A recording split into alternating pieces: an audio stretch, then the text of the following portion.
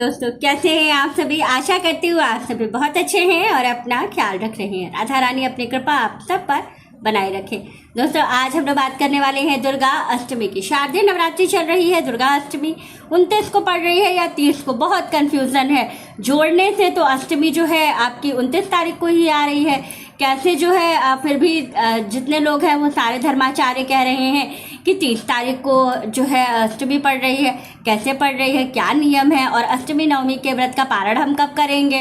दूसरी चीज है कि कन्या पूजन का शुभ मुहूर्त आपको क्या मिलेगा। सारी चीजें बताने वाली हूँ वीडियो में अंत तक, जो कि गुरु जी ने, पंडित प्रदीप मिश्रा जी ने अपनी वीडियो में बताया है, वो मैं आपको अभी आप बताने वाली हूँ कि आपको कैसे सारी चीजें कैसे करनी है, कैसे कन्या पूजन करना है, क्या खिलाना है, कन्याओं को विदाई में आपको क्या चीजें देनी चाहिए, सारी चीज बताऊंगी।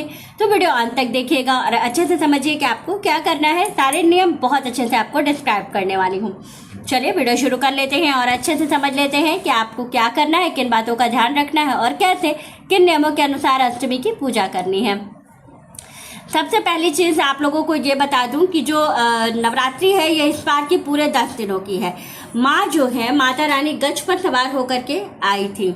अब जब माँ का विदाई होगा, जब हम विसर्जन के लिए जो माँ जाएंगी वो मानव कंधे पर पालकी में सवार होकर के जाएंगी। तो इस बार की जो नवरात्रि है ये बहुत बहुत शुभ है। दूसरी चीज है कि नवरात्रि शुभ होने के साथ साथ 10 दिनों की नवरात्रि है। जब नवरात्रि 10 दिनों की होती है तो ये समझ लीजिए बहुत सारे ग्रहों पे बहुत अच्छा प्रभाव पड़ता है।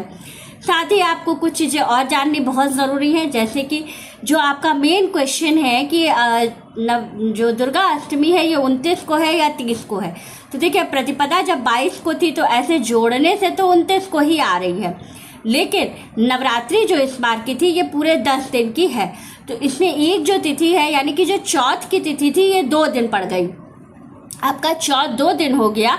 इसकी वजह से आज अभी षष्ठी है तो कल 29 तारीख को अभी सप्तमी पड़ेगी और 30 तारीख को आपको अष्टमी मिल रही है। ऐसे में आपको गुरुजी ने यही बताया कि आपको अष्टमी का व्रत जो है वो 29 तारीख को 30 तारीख को करना चाहिए, यानी कि दिन मंगलवार के दिन। मंगलवार के दिन जब आप अष्टमी का व्रत करेंगे तो आपको पूर्ण फल मिलेगा। दूसरी चीज है कि अष्टमी और नवमी दोनों का मैं नियम बताने वाली हूँ कि कन्या पूजन का शुभ मुहूर्त क्या मिलेगा, क्योंकि बहुत सारे लोग जो है कन्या पूजन अष्टमी को करते हैं और बहुत से लोग नवमी के दिन करते हैं। तो ऐसी स्थिति में अष्टमी और नवमी दोनों तिथि के दिन आप जान ले कि शुभ मुहूर्त क्या है कन्या पूजन का। तो जो अष्टमी के दिन का कन्या पूजन का शुभ मुहूर्त आपको मिल रहा है वो 2 मुहूर्त है। पहला मुहूर्त आपको मिल रहा है अभिजीत मुहूर्त में 11:35 से लेकर के 12:47 तक का जो समय है ये बहुत शुभ समय है कन्या पूजन का। दूसरा जो समय है वो दोपहर का है, 2:10 से लेकर 3:52 तक का जो समय मिला है ये सबसे शुभ समय है अष्टमी के दिन। ये जो समय बता रही हूँ ये गुरुजी ने अपनी वीडियो में बताया है कि इस समय पर अगर आप कन्या पूजन करते हैं तो आपको पूर्ण फल की प्राप्ति होती है। दूसरी चीज है नवमी की जो तिथि है ये आपको मिल रही है 1 अक्टूबर के दिन। 1 अक्टूबर को आपको नवमी मिल रही है। अब 1 अक्टूबर के दिन जो लोग कन्या पूजन करते हैं वो लोग कितने बजे करेंगे कन्या पूजन। तो देखिए जो लोग 1 अक्टूबर के दिन कन्या पूजन करेंगे उनको जो शुभ मुहूर्त मिल रहा है उस दिन 3 मुहूर्त है। तो पहला जो मुहूर्त है वो सुबह 9:05 से लेकर के 10:54 तक का है। दूसरा मुहूर्त जो मिल रहा है नवमी के दिन वो मिल रहा है 12:15 से लेकर के 1:47 तक का समय है। और तीसरा मुहूर्त मिल रहा है शाम का आपको 5:52 से लेकर के 7:58 तक का। तो 3 मुहूर्त आपको कन्या पूजन का मिला हुआ है नवमी के दिन। अब आप देख लीजिए कि आपको कौन सा समय सुटेबल है, आप उस समय में कन्या पूजन कर लीजिएगा। अब ऐसी स्थिति में जो लोग 2 दिन अष्टमी और नवमी दोनों दिन व्रत करते हैं वो लोग पारण कब करेंगे। तो जो अष्टमी और नवमी दोनों दिन व्रत करते हैं वो पारण 10वीं में करेंगे, यानी कि दशहरे वाले दिन। तो दशहरे वाले दिन जो पारण का आपको शुभ मुहूर्त मिलेगा वो मिलेगा सुबह का एक है जो कि 10:12 से लेकर के 11:54 तक का है। और दूसरा जो मुहूर्त मिलेगा वो दोपहर में अभिजीत मुहूर्त के बाद, यानी कि 1:12 से लेकर के 2:17 या 18 तक का समय है। तो वो समय काफ़ी लेट हो जाएगा, तो आप सुबह 10 बजे वाले में कर सकते हैं।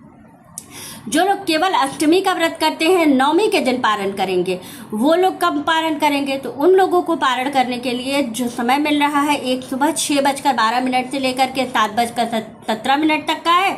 और दूसरा जो मुहूर्त है वो मिल रहा है 11:10 से लेकर के 12:00 52 मिनट तक का समय है।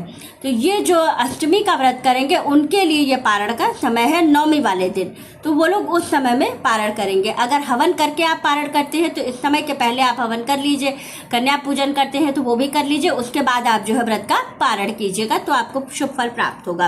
अब साथ ही विशेष रूप से बात करते हैं कि कन्या भोजन कराने के लिए कन्याओं को कितनी कन्याएं हमें लेनी चाहिए। तो देखिए, वैसे तो 9 कन्याओं का नियम है कि आपको कम से कम, क्योंकि 9 ग्रह, 9 माँ के रूप और 9 कन्याएं, क्योंकि 9 माँ का कन्या 9 माँ का रूप होता है, तो हम 9 कन्याओं को 9 माँ के रूप में बिठाते हैं और भोजन कराते हैं।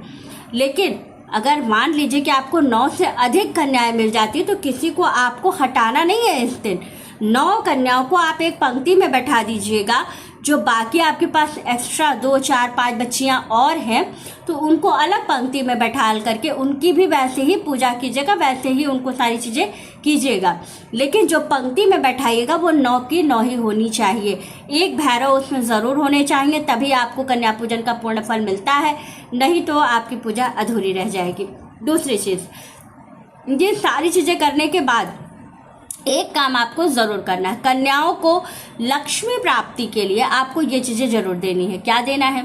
कन्या पूजन में अगर आप लक्ष्मी प्राप्ति, अपार लक्ष्मी की प्राप्ति करना चाहते हैं तो जो कन्याएं हैं उनको आपको पैसा ज़रूर देना है।